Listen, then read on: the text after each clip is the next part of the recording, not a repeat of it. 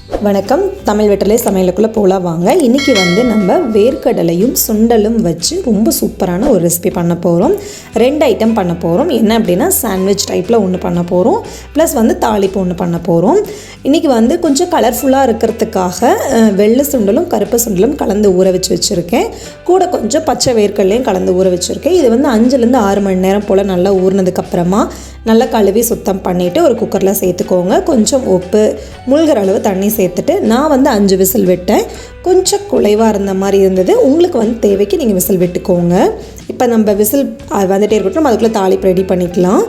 Pan heat ஆனதும் எண்ணெய், கடுகு, உளுத்தப்பருப்பு, கடலைப்பருப்பு சேர்த்துக்கோங்க. லைட்டாக செவந்ததுக்கப்புறமா கொஞ்சம் கருவேப்பிலை இலை, கொஞ்சம் பெருங்காயத்தூள் சேர்த்துக்கலாம்.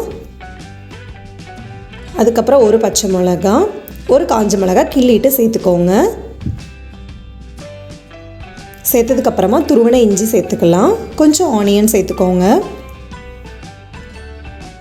இப்போ இது எல்லாத்தையும் சேர்த்து நல்லா கலந்துக்கலாம். நம்ம இது ரொம்ப ஹெல்த்து. சுண்டலும் ரொம்ப ஹெல்த்து, வேர்க்கடலையும் ரொம்ப ஹெல்த்து. இப்போ ஏன் நான் கருப்பும் வெள்ளையும் கலந்து ஊற வச்சுருக்கேன் அப்படின்னா, இது நம்ம குழந்தைங்களுக்கு கொடுக்கல. கலர்ஃபுல்லாக இருந்தது அப்படின்னா அவங்க நார்மலாக கொஞ்சம் லைக் பண்ணி சாப்பிடுவாங்க. இது நான் குழந்தைங்களுக்கு கொடுக்குறதுக்காக கொஞ்சம் குலைவாக வேக வச்சுருக்கேன். நீங்கள் உங்களுக்கு தகுந்த மாதிரி வேக வச்சுக்கோங்க. அதில் 3/4 பாகம் நம்ம தாளிப்புக்கு சேர்த்துக்கலாம். மீதி கொஞ்சம் அது அப்படியே இருக்கட்டும். கொஞ்சம் உப்பு சேர்த்துட்டு நம்ம வேக வச்சு எடுத்து வச்ச கடலையும் சுண்டலையும் சேர்த்துட்டு துருவன தேங்காய் சேர்த்துட்டு நல்லா ஒருக்க மிக்ஸ் பண்ணிவிட்டு அடுப்பை ஆஃப் பண்ணிடலாம். இப்போ நமக்கு மேலால் மல்லியை தூவிட்டு அடுப்பை ஆஃப் பண்ணிடுங்க. நமக்கு இப்போ தாளிப்பு ரெடி ஆயிடுச்சு. அடுத்தது நம்ம சாண்ட்விச் பண்ணுறது பார்க்கலாம். சாண்ட்விச் நம்ம பேலன்ஸ் கொஞ்சம் எடுத்து வச்சுருந்தோம் இல்லைங்களா, அதை ஒரு பவுலில் மாற்றிக்கலாம். நம்ம பவுலில் மாற்றியாச்சு. இது அப்படியே இருக்கட்டும். பொடுசாக கட் பண்ண ஆனியன் சேர்த்துக்கோங்க. மல்லி இலை, பச்சை மிளகா ரொம்ப பொடுசாக கட் பண்ணியிருக்கேன். கொஞ்சம் மாதுளை முத்துக்களையும் சேர்த்துக்கலாம். துருவன கேரட் சேர்த்துக்கலாம்.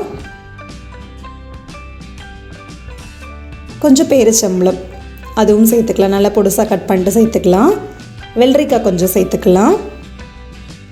மிளகு தூளாக சேர்க்காமல் நான் 1 பாதியமாக இடித்த இது நான் மிளகு சேர்த்துருக்கேன்.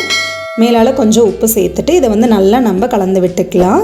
இந்த சுண்டல் நமக்கு ரொம்பவே நல்லது. முக்கியமாக ஹார்ட் சம்மந்தமாக எந்த பிரச்சனையும் வராமல் தடுக்கிறது இந்த சுண்டல் ரொம்பவே ஹெல்ப் பண்ணுது.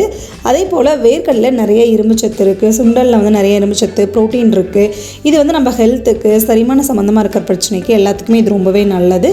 அதே போல் இது நம்ம குழந்தைங்களுக்கு செஞ்சு கொடுக்கலாம். மேக்ஸிமம் குழந்தைங்க ஃபுட்டெல்லாம் அவாய்ட் பண்ணிடுவாங்க. அவங்க சாப்பிட்றதுக்காக நம்ம இப்படி செஞ்சு கொடுத்தோம் அப்படின்னா ரொம்ப விரும்பி சாப்பிடுவாங்க. அதே போல் ஒர்க் அவுட் பண்ணிட்டு வர பர்சன்ஸ் ஜிம்லேருந்து மார்னிங் வரீங்க அப்படின்னா வழக்கமாக சாப்பிட்ற டிஃபனை அவாய்ட் பண்ணிட்டு நீங்கள் இப்படி ஒரு கப் அளவு சாப்பிட்டீங்க அப்படின்னா உங்கள் ஹெல்த்துக்கு ரொம்பவே எனர்ஜியாக இருக்கும். ஸோ அவ்வளோதான் ஃப்ரெண்ட்ஸ். இவ்வளோ நன்மைகள் இருக்குது. இந்த ரெசிபியை நீங்கள் கண்டிப்பாக ட்ரை பண்ணுங்கள். எப்படி இருக்குன்னு சொல்லிட்டு கமெண்ட் பண்ணுங்கள். நம்மளோட சேனலுக்கு சப்ஸ்கிரைப் பண்ணுங்கள். அப்போ தான் நாளைக்கு நான் போஸ்ட் பண்ணுற வீடியோ உங்களுக்கு நோட்டிஃபிகேஷனில் வரும். தேங்க்யூ.